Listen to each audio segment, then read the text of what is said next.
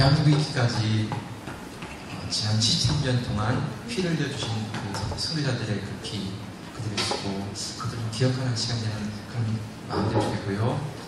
특별히 우리 8월 15일은 광복절이라고 하지요. 네. 다시 빛이 회복되었다. 그 뜻이죠. 다시 빛이 비추었다. 네, 여러분, 일제 30년 동안 그 어둠 가운데 덮고 있던 그 가운데서 다시 이 땅에 빛이 비치게 되었고, 다시 우리가 그 빛 가운데서 정말 나라를 되찾는 그 기쁨, 감격, 그 영광을 이렇게 함께 맛보았던 그 날이 이번 주가 있는 8월 15일입니다. 네, 여러분, 상록수를 쓴 심원 선생님이 계시는데요. 이분은 1932년도에 그날이 오면이라는 시를 썼어요. 1945년도가 되기까지 13년이 남았지만 광복을 보지 못했어요. 그런데 그 광복을 기대하면서 그날이 오면이라고 하는 이 시를 남겼어요. 그날이 오면은 삼각산이 일어나 부덩실 춤이라도 추고 황금물이 뒤집혀 용선 칠 그날이 이 목숨이 끊어지기 전에 와주기만 할 양이면 나는 밤하늘의 나라는 까마귀와 같이 종로의 인경을, 큰 종이죠, 인경을 머리로 들이받아 물리오리다. 두개골은 끼어져 산산조각이 나도 기뻐서 죽사함에 오히려 무슨 한이 남아오리까. 그날이 와서 육조와 광암리죠, 그 넓은 길을 울며 뛰며 뒹굴어도 그래도 넘치는 기쁨에 가슴이 미어질 듯 하거든. 드는 칼로 이 몸에 가죽이라도 벗겨서 커다란 북을 만들어 들쳐내보는 여러분의 행렬에 앞장은 소리이다. 우렁찬 그 소리를 한 번이라도 듣기만 하면 그 자리에 거꾸로져도 눈을 감겠소리이다. 신문 선생님, 그날이 오면 그 시에 얼마나 조국 방복에 대한 그 해망에 대한 그 감동과 기쁨을 생각하면서 이런 시를 썼습니다. 여러분, 얼마나 그날이 상호되어지면 종류에 있는 그 종 가운데 까마귀가 머리를 들어가가지고 울리는 거, 소리가 얼마나 나겠어요. 그것처럼 자신의 그 머리를 그걸 들이받아가지고 이제 해방이다, 이제는 광복이야, 그 소리를 이렇게 외치면서 그 소리가 울려날 때 그는 머리가 두개골이 부서지더라도 기쁘겠다는 거예요. 잘 드는 칼로 자기의 그 몸을 다 벗겨서라도 비유죠, 그냥 큰 북을 만들어가지고 그 북을 둥 치면서 그 광화문 앞길을 걸어갈 때 자기는 정말 그런 고통, 그런 아픔이 있다 할지라도 아무 후회가 없다는 거예요. 조국이 다시 광복되었다는, 해방되었다는 그 기분 가운데 자기는 너무 즐겁게 생각했다는 거예요. 네, 여러분, 이게 얼마나 큰 감격, 기쁨이겠어요. 네, 오늘 본문도요, 10편 116편도 이스라엘 백성이 다시 되찾은 광복, 다시 옛 땅으로 돌아오는 그 기쁨, 그것을 맞이하면서 부른 노래가 이 시편 116편이에요. 근데 이 시편은요, 참 어떻게 보면 너무 우리나라와 너무 비슷해요. 네, 말씀의 내용을 읽으면서, 묵상하면서. 자, 여러분, 바벨론 포로 70년을 마치고 돌아오는 그들에게 그 맞이한 기쁨, 감격이 어떤 것인지 오늘 본문을 한번 같이 보십시오. 첫 번째가 뭐냐면, 그날, 이 해방은 독립은 기대하지 않은 가운데 일어났다는 거예요. 전혀 기대하지 않았어요. 네, 여러분, 1절 한번 보세요. 1절 오늘 말씀에 1절 말씀 시작. 여호와께서 시온의 포로를 돌려보내실 때 우리는 꿈꾸는 것 같았도다. 네, 여러분, 꿈꾸다, 이게 마치 생각을 못한 거죠. 이게 꿈인지 생시인지 막 이렇게, 이거 진짜야? 이거 맞는 거야? 막 이런 느낌이 막 들었다는 것이죠. 정말 꿈꾸지 않았는데 다시 너희들 땅으로 들어가서 너희들 나라 가운데 살라 이러면서 이렇게 왕의 명령이 떨어졌는데 그 명령을 받고 정말 돌아오는데 이게 진짜 꿈인가 생시인가 싶을 정도로 막 이런 기쁨, 이런 눈물을 막 이렇게 일어나는 것이죠. 너무 신기하고 너무 감격적이어서 정말 믿기지 않을 만큼의 그런 일이라는 거예요. 기대하지 않았던 일이었어요. 근데 그 일이 일어난 것이죠. 네, 여러분, 우리나라 독립도 그랬어요. 제가 그 함석헌 스님의 뜻으로 본 한국 역사 이 책 가운데 392쪽 가운데 이런 내용이 있어요. 한번 들어보세요. 연대표 위에는 틀림없는 36년 이것만 느낌으로는 360년도 더 되는 것 같았다. 그 고난은 그렇게 심하였고 영원히 벗겨질 것 같지 않았다. 아무도 그 종살이에 끝이 오리라고는 예측을 하지 못했다. 그렇기 때문에 옛날 지사라는 사람들 다 넘어가고 지도자라는 사람들 다 타협하고 지식인도 다 팔려버리고 말았다. 교육자는 학생을 보고 일본이 되어야 한다고 하는 다른 거짓말을 했고 종교가는 교인들을 보고 일본을 섬기는 것이 하나님의 뜻이라고 인도했다. 그러던 것이 1945년 8월 15일 갑자기 한철이 강토 2천만 민족을 몽땅 통째로 삼켰던지 12,771일 만에 한마디 소리도 크게 지른 것 없이 맥없이 물러나게 되었으니 꿈이랄 수밖에 없었다. 그러므로 이 해방에서 우리가 밝혀야 할 것은 이것은 도둑같이 뜻밖에 왔다는 것이다. 해방 후 분한 일, 보기 싫은 거리 하나둘이 아니지만 그 중에도 참 분한 일은 이 해방을 도둑질해 가려는 놈들이 많다는 것이다. 그들은 자기네들은 이 해방을 미리 알았노라고 선전한다. 그러나 그것은 새빨간 거짓말이다. 만일 그들이 그렇게 미리 알았더라면 왜 8월 14일까지는 그렇게 겸손하게 복종하고 있었던가? 신사참배 하라고 하면 허리가 부러지게 하고 성을 고치라고 하면 서로 다투어가며 하고 시국 강연을 하라고 하면 있는 재주를 다 부려가며 하고 영국, 미국을 욕하고 전향하려면 참 아싸리도 전향을 하고 신용을 얻을 수 있다면 네 발로 기어도 보이고 이 나라의 지사, 사상가, 종교가, 교육자, 지식인, 문인, 해외에서 유랑 몇십 년 이름은 좋아도 이 나라가 해방될 줄을 미리 안 사람은 하나도 없었다. 둘째로 알아야 할 것은 이 해방은 하늘에서 오는 것이라는 것이다. 아무도 모른다는 것은 아무도 꾸민 사람이 없다는 것이다. 사람이 꾸미지 않고 온 것은 하늘의 선물이다. 이것은 하늘이 직접 준 해방이다. 아무도 이에 대해서 공로를 주장한 자가 없다. 예, 여러분 제 얘기가 아니고 이 책이 나오니까 확인해 보십시오. 네, 그대로 제가 옮겨왔습니다. 이 함석헌 선생님의 지적은 조국 광복을 위해 피 흘려 싸운 소년들의 투쟁이 없다는 얘기가 아닙니다. 목숨을 걸고 싸운 소년들의 피 흘림이 있었지만 그래도 불구하고 대한민국의 광복은 하나님의 전적인 선물이라는 것입니다. 우리가 투쟁했고 싸웠지만 그것으로서 독립을 얻을 만한 만큼의 그런 힘이 아니었습니다. 네.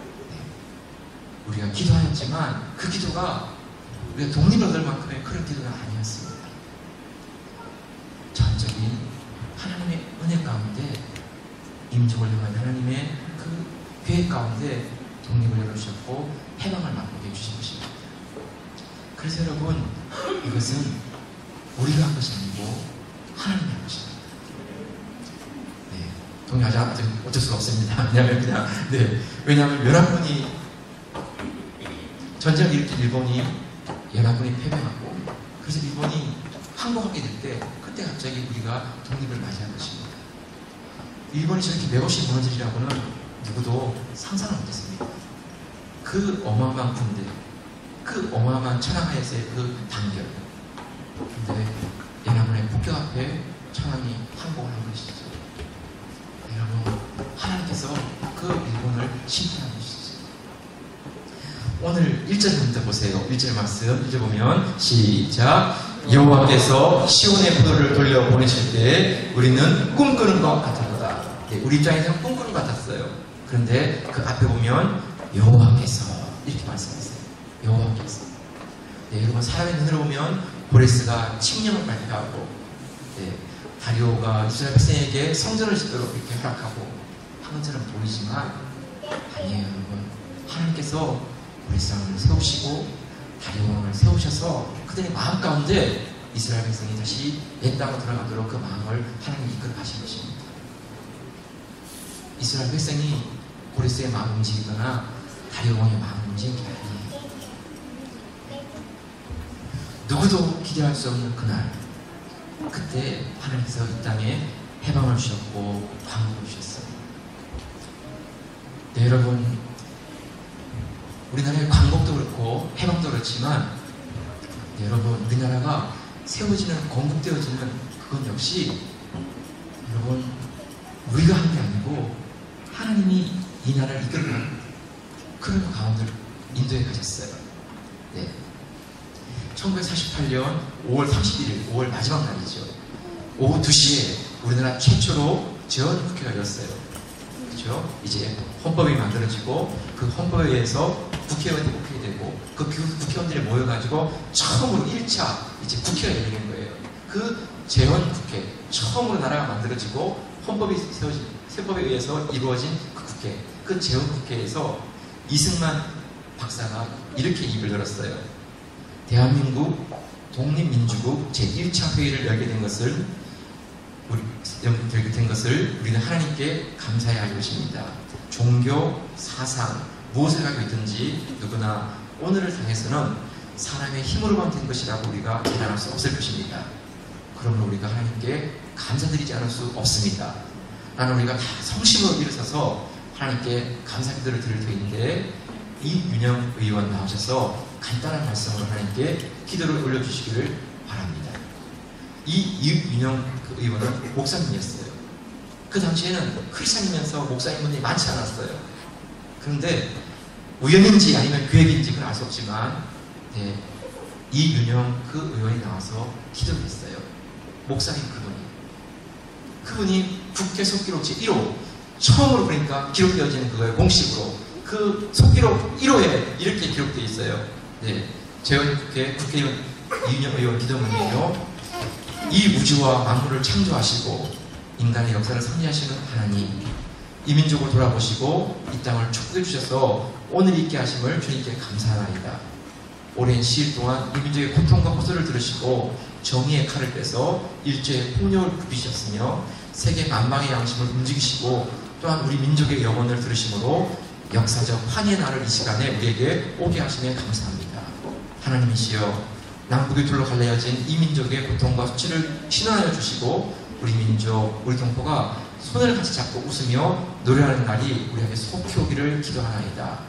원컨대 우리 조선 독립과 함께 남북 통일을 주시었고 또한 우리 민생의 복락 가울로 세계 평화를 허락하여 주시옵소서. 하나님, 이 회의를 회의하시는 의장으로부터 우리 모든 의원 일등에게 건강을 주시었고 또한 여기서 양심과 정의를 가지고 이 업무를 완수하게 도와주시기를 기도합니다. 역사의 첫걸음을 걷는 오늘 우리의 환희와 감기에 넘치는 이 민족적 기쁨을 다 하나님께 영광과 감사를 올리나이다. 이 모든 말씀을 주 예수 그리스도 이름으로 받들어 기도하나이다. 아멘. 네, 여러분, 믿는 사람이 많지 않은 그 당시에 정말 재헌국회를 시작하는 그 첫 가운데 하나님 앞에 이 나라와 민족을 얻어드리고 하나님께서 이 나라를 이끌어내라고 하는 기도를 드리고 대한민국이 시작되었어요. 네, 여러분, 이것은 사람이 만든 게 아니에요. 하나님께서 우리 민족을 향한 하나님의 그 계획 가운데 인도하시면서 우리를 품어주시고 우리 사랑해주신 하나님의 손길이 오시죠. 네, 여러분,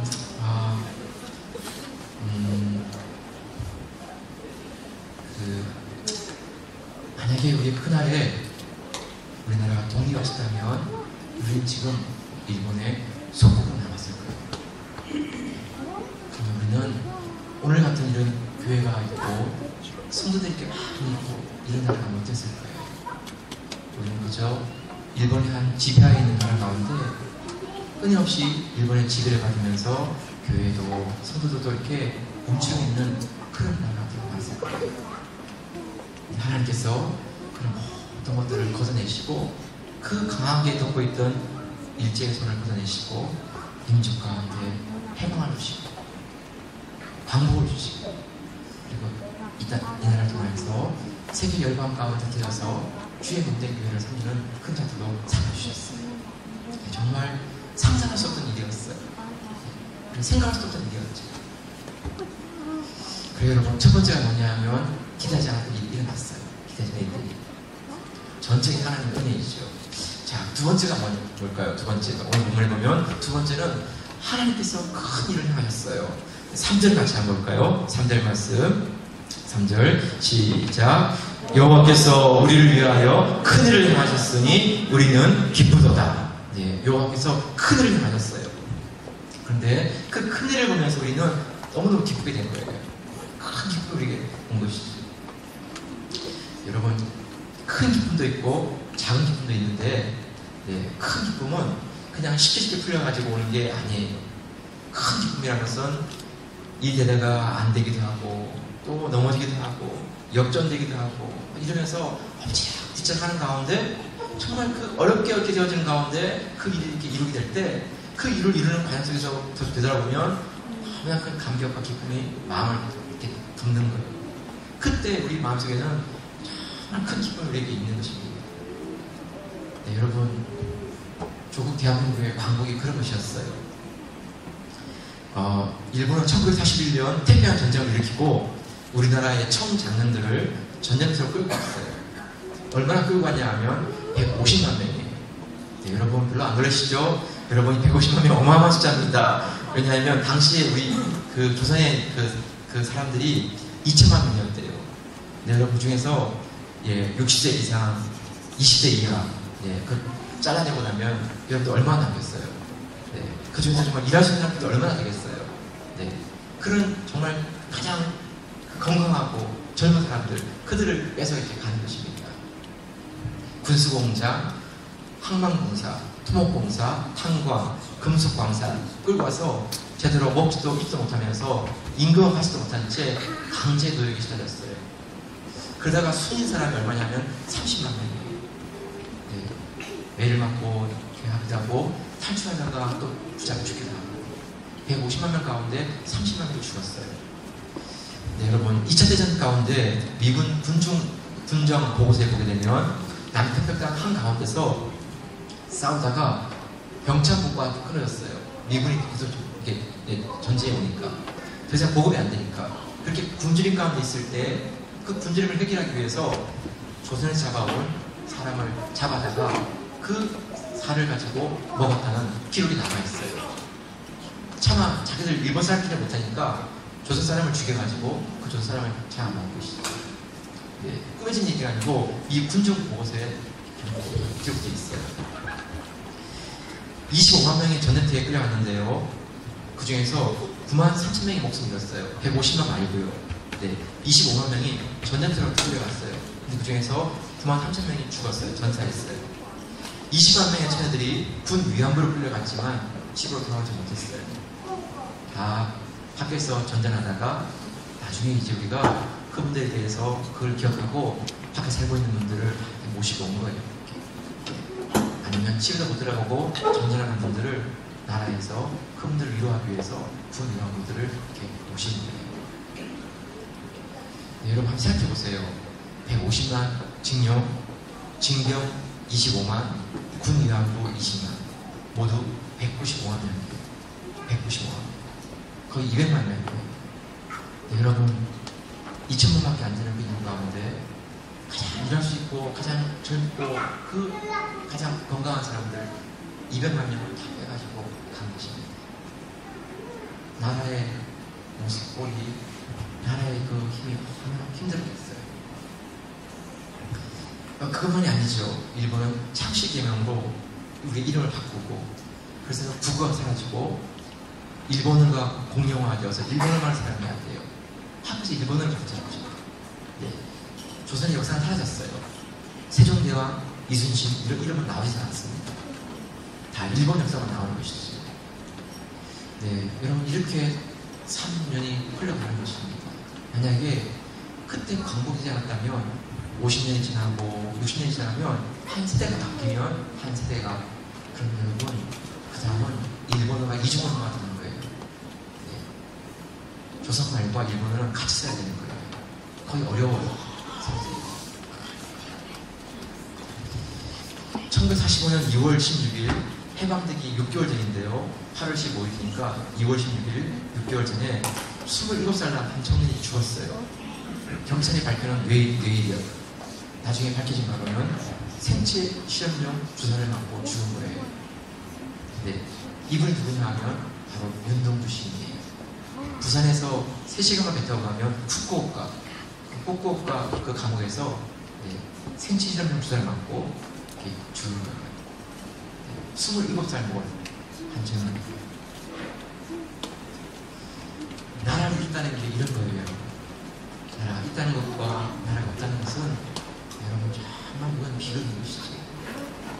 어디 의자도 없고 어디 갈 데가 없는 거예요. 여러분 일제 32년 동안 나라를 잃었다는 거, 조국을 잃었다는 거, 그 수많은 수모를 당하지만 누구에게도 말할 수가 없어요. 그냥 그 온갖 서러움을 다 몸으로 견뎌내야 되는 것이죠. 함성 선생님은 여기 가운데 몇 번이나 나왔는데요. 이 글을 쓰면서 쓰다 말고 붓을 놓고 눈물을 닦지 않으면 안 되는 이 역사. 이분도 이 글을 쓰다가 너무 눈물이 월컥 그러니까 그 눈물을 닦느라 글을 대신 쓰지 못하고 붓을 내려놓았다. 이런 일이 여러 번 있다. 생각하면 할수록 마음 가운데 너무 이렇게 마음이 아리는 것이죠. 네, 여러분 이런 일들을 이렇게 지내다가 어느 순간 하나님께서 우리나라에 다시 주권을 찾게 하시고 나라의 그 광복을 맞이하게 해주셨어요. 그때 그 기쁨이 얼마나 크겠어요. 네.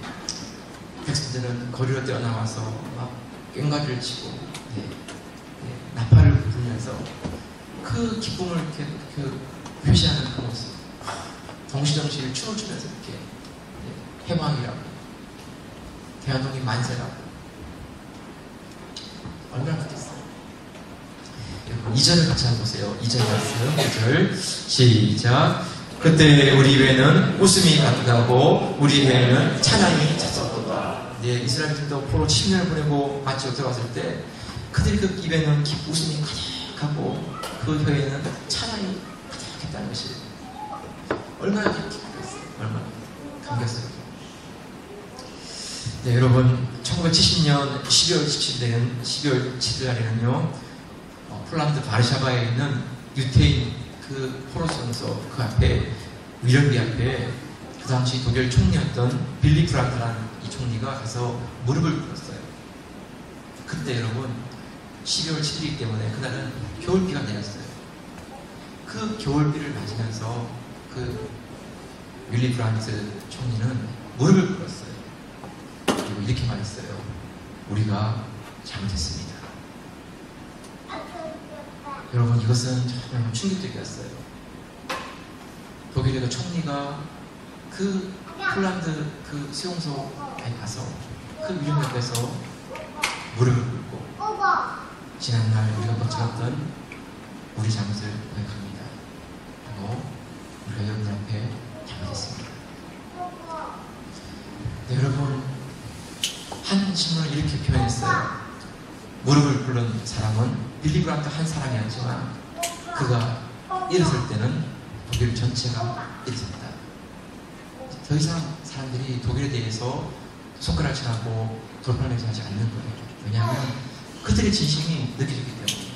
그들은 진심으로 그 비를 맞으면서 총리가 무릎 꿇고 사과하는 그 모습 앞에서 더 이상 이제 독일에 대해서 욕하고 이렇게 비난하는 이런 일을 하지 않는 것이죠. 이 하나의 장면 때문에 소독이 동독과 통일할 때 어느 나라도 반대하지 않았어요. 다 모두 인정해 주었어요. 전 유럽에 있는 나라들이 통일 동독을 함께 응원해 주었어요. 성도 여러분, 우리도 그래요. 여러분, 네, 일본과 우리가 참 관계가 껄끄럽지만 네, 여러분, 우리가 그들 미워하지 않고요. 그들 용서하되 일어나면 좋겠어요. 그리고 언젠가 되어지면 우리가 바뀌게 될 때, 상황이 바뀌게 될 때 우리가 그들을 미워하지 않고 무시하지 않고 그들을 정말 하나님의 마음으로 민족의 그런 통큰 마음으로 그들을 품어주면서 함께 우리가 이끌어가는 그런 날이 되면 좋겠어요. 네, 혹시 여러분 일본에 대해서 생각할 때마다 열받는 있으시면 조금 양해하세요. 그래서 축구를 보면 열받아가지고 막 욕이 나와요. 이씨, 막 나와야 되는데 스스가 하나님 이러면 안 되죠. 막 입을 다물어요. 하나님 진정 막 이렇게 해요. 뭐 설명할 수 없는 막 불이 막 올라와요. 막 특히 저는 꽃을 좋아하니까 막 꽃하다 심하면 열받아요. 내가 나갈게 막 이런 막 되게 마음에 드는데 진짜 그때마다 주님 좀 용서하시고 또 그분들 만나면 또 잘 대해드리겠습니다. 그런 마음 들지만 여러분 과거 때문에 우리가 과거는 잊지 않아야 되겠지만 과거 때문에 우리가 그게 매워서 미움과 증오로 있지 않냐고요. 더 큰 우리가 하나님의 큰 마음으로 다시 나가면 좋겠어요. 네, 세 번째 드라마들 볼게요. 우리에게 기도 제목이 있어요. 기도 제목이. 네, 4절을 같이 한번 볼까요? 4절 말씀 시작. 여호와여 우리의 포로를 남방 시들같이 돌려 보내소서. 바벨론 포로는 1차, 2차, 3차에 의해서 포로를 끌려갔어요. 네, 1차 포로, 2차 포로, 3차 포로. 그런데 하나님께서 그들 다시 이스라엘 땅으로 돌려보내실 때 3차에 의해서 귀환이 되었어요. 1차는 스룹바벨에 의해서, 2차는 에스라에 의해서, 3차는 느헤미야에 의해서 1차, 2차, 3차 이렇게 다시 귀환하게 주었어요. 이 시편 126편은 2차 포로기야 에스라가 돌아왔을 때 그때 기록한 것이라고 해석하고 있어요. 네, 스룹바벨을 통하여서 1차 와서 그들이 하나님의 성전에서 성전을 건축하는 일을 하였어요. 그리고 에스라를 통하여서 2차 포로기간이 가장 많이 왔는데 그때 와서 이제 그들이 예루살렘에서 중심으로 집을 짓고 살게 되는 이런 일을 했어요.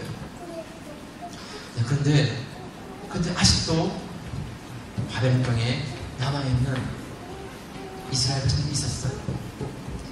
그래서 그들은 기도하기를 우리는 이렇게 돌아왔지만 아직도 남아있는 저들에게 다시 한번 귀환의 시간을 주십시오. 그렇게 기도하고 있는 것입니다.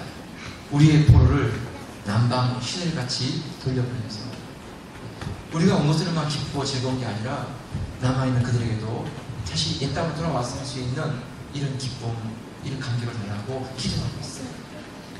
근데 여러분, 우리의 포로를 남방 시들같이라고 되는데 이 남방 시들같이 이 의미는 그 남쪽에 있는 그 시내들, 네게브 지역에 있는 하천 그것인데 이 네게브 지역은 거의 사막 광야지만 사막 같은 곳이에요. 네. 건기 지역에는 바짝 말라버려요. 이렇게 겨울 되면 우기가 되고 비가 내리기 시작하면 그 바짝 메마른 그 땅에 물이 흐르기 시작해요. 그리고 그 가운데 시내에 물이 차기 시작하고 물이 흘러가기 시작해요. 여러분, 건기 때 보면 여기에 무슨 물이 있을까 생각 싶을 정도로 물을 찾아볼 수가 없어요. 바짝 말라버린 흙먼지밖에 없는 것이지. 그런데 하나님의 은혜의 단비가 내리기 시작하면 그 바짝 메마르는 물을 버린 그 땅에 다시 물이 흘러가기 시작하고 그 가운데 다시 나무가 꽃들이 피는 것을 보게 되는 것이죠. 지금 이 기도하고 있는 내용이 뭔가 하면 도저히 또다시 포로기간이 이루어질까에 대해서 정말 기대할 수가 없어요. 생각할 수가 없어요. 근데 하나님께서 정말 기대할 수 없고 생각할 수 없는 그런 가운데 다시 한번 기회 주시면 남은 모든 유대인들이 다시 돌아올 수 있는 이 은혜를 달라고 하는 내용이 오늘 보는 말씀이에요. 여러분, 어떻게 보면 우리의 기도는 대부분 그래요. 정말 이게 이루어질까? 혹은 정말 이렇게 되어질까? 하는 그런 가운데 생각해보면 거의 어려워요. 정말 그게 될까? 네. 근데 여러분, 그런 우리의 마음 가운데 나가지만 하나님께 나와서 기도할 때 하나님 정말 생각했지 못했던 방법으로 우리 가운데 응답하세요. 그래서 볼 때마다 우리가 기도했지만 응답하시는 하나님 볼 때마다 하나님 정말 놀라우십니다. 하나님 정말 위대하십니다. 그런 고백을 하게 돼요. 여러분, 5절 한번 같이 볼게요. 마지막 5절 말씀. 5절 시작. 눈물을 흘리며 씨를 뿌리는 자는 기쁨으로 거두리로다. 네, 여러분, 오늘 말씀까지 꼭 이 말씀을 기억하면 좋겠어요. 눈물을 흘리며. 여러분, 씨를 뿌릴 때 기쁨을 뿌리는 게 아니에요. 정말 너무 힘들어요. 기도의 씨를 뿌리는 거, 믿음의 씨를 뿌리는 거, 말씀의 씨를 뿌리는 게 너무 어려워요. 왜냐하면 바짝 말랐던 것 같아가지고 심어도 뿌려도 다 말라 죽을 것 같아요. 그렇게 울면서 씨를 뿌려요. 그런데 놀라운 사실은 이렇게 씨를 뿌렸지만 나중에 보면 기쁨으로 단을 거두게 되는, 추수하게 되는 것들을 보게 된다는 것이. 여러분, 우리의 모습이 그래요. 정말 우리의 모습은 울면서 이렇게 씨를 뿌리는 것처럼 정말 이거 해야 되나 말아야 되나 막 이런 갈등이 다가오고, 어째 이거 하고 나면 뭐 어째 이루어질까 막 이런 막 의구심이 막 들고 그래요. 네, 그럼에도 불구하고 믿음으로 우리가 기도로 심고, 믿음으로 심고, 물질로 심고, 눈물로 심으며 하나님께서 그거 헛되지 않게 하세요. 내가 그냥 한시 하나님께서 응답해 주시고 거두게 하세요. 네, 여러분, 우리 조국 사회가 어렵다고 얘기해요. 한국 교회가 어렵다고. 근데 여러분, 조금만 한번 생각해봐요. 전 세계 나라는요 239개예요. 한국 국정원 자료에 의하면 235개국이고요. 그 중에서 UN 회원국은 193개국이에요. 네, 제가 어제 구글 다 찾아봤어요. 그러니까 여러분 의심하지 마시고 그냥 들어주세요. 제가 지금 이거 그냥 뻥으로 하는 얘기가 아니에요. 그냥 제가 어제 아니죠. 유튜브 분명히 제가 열심히 준비해봤어요. 2017년 2월 현재 대한민국 인구는 5,100만 712만 숫자 좀 약해요. 숫자 좀 약해요. 5,100만 71만 2,221명이에요. 네. 이것도 역시 구글 통계청에 나와 있어요. 통계청에 2월 현재 인구 5천만이 넘는 가운데 가장 잘 사는 나라는 7나라예요. 7나라. 미국, 독일, 일본, 프랑스, 영국, 이탈리아, 대한민국. 목사님 중국은 왜 안 들어갑니까? 네, 중국은 인구는 14억이지만 전체 국민소득이 낮아요. 네, 그래서 인구 5천만이 넘는 가운데 가장 잘 사는 상위 나라 7개 나라가 뽑을 때 한국이 7번째 나라예요. 와, 진짜 우리 인구만 빼면요 우리나라 G7이에요. G7. 와, 근데 진짜 중국이라는 나라가 버티고 있으니까 진짜 네, 분명히 그날이 올 거예요. 네, 세계에서 가장 많은 나라에 물건을 파는 나라는 미국이에요. 코카콜라가 222개국에 팔아요. 그런데 한국은 석유 화학 제품으로 234개국에 팔아요. 와, 대단하죠, 여러분. 그 한국이라는 조그만 나라가 여러분 234개국. 네. 3개 나라만 빼고 다 팔아요. 3개 나라 빼고. 어마어마한 거죠.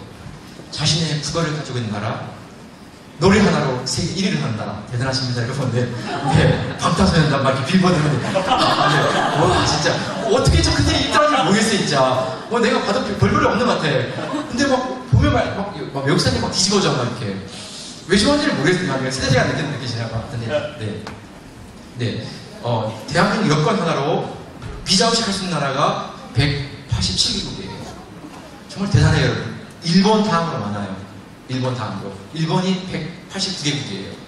근데 우리나라 분명히 2개 나라 역전할 거야, 막. 우리나라 뭐든지 하면 막 이렇게 따라갑니다. 네. 지금은 187개국이지만 분명히 따라갑니다. 네. 세계 무역 규모 7위, 경제 교육 10위. 네, 여러분, 5천만 우리나라 역사 가운데 이렇게 잘 살고 잘 나가는 역사가 없었어요. 네. 우리는 지난 역사 가운데 언제나 중국, 몽골, 일본에서 침략을 받았어요. 네. 그래서 여러분, 언제나 우리는 다른 주변 나라 강대국들 가운데 이렇게 붙여가지고 이리서부터 저리서 못하는 그런 모습이었어요. 근데 정말 놀라운 사실은 그런 강대국들이 주변에 있었지만 흡수되지 않았어요. 이 자유가 끝까지 독립과를 유지했어요. 여러분, 참 대단한 나라예요. 네. 지금도 강대국 사회에서 생존 경쟁을 하고 있어요. 그런데 우리는 이런 나라에 태어나지 않았어요.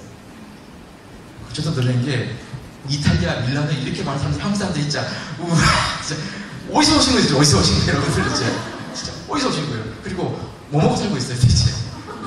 네. 이 땅에서 이제 이렇게 힘든 나라에서. 네, 여러분 다 먹고 살잖아요.